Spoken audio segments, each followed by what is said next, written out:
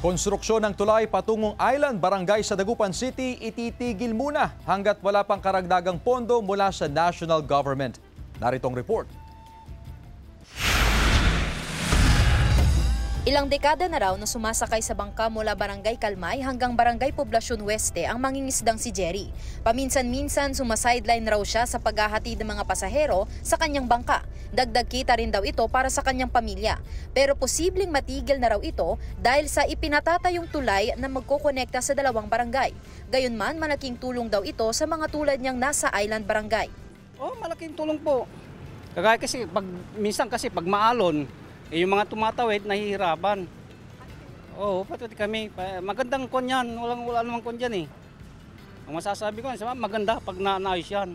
2024 nang simulang gawin ng ilang board pile, craneway embankment at sheet pile ng proyekto. Nandito ako ngayon sa ginagawang steel craneway para sa mga gagamiting bridge equipment sa paggawa ng tulay na magdurugtong dito sa aking kinatatayuan sa Barangay Poblacion Oeste hanggang sa Barangay Kalmay. At kung inyong makikita sa aking likuran ay ongoing na ang layouting ng board pile ng tulay. Yung kwan ma'am, yung dalawang 2025 na kontrata malapit na matapos. By kwan ma'am, mga before October siguro. Oo. Kaya ma'am, kaya. Pero simula nitong Oktubre ay pansamantalang mahihinto ang proyekto habang naghihintay pa ng karagdagang pondo mula sa pamahalaan upang may pagpatuloy ito. Ang cost namin noon, 1 bilyon yata. 1 bilyon. Eh, wala pa naman pondo kaya hindi pa matatapos yan. Kasama si Henry Duminsil, Sandy Salvacio, One North, Central Luzon.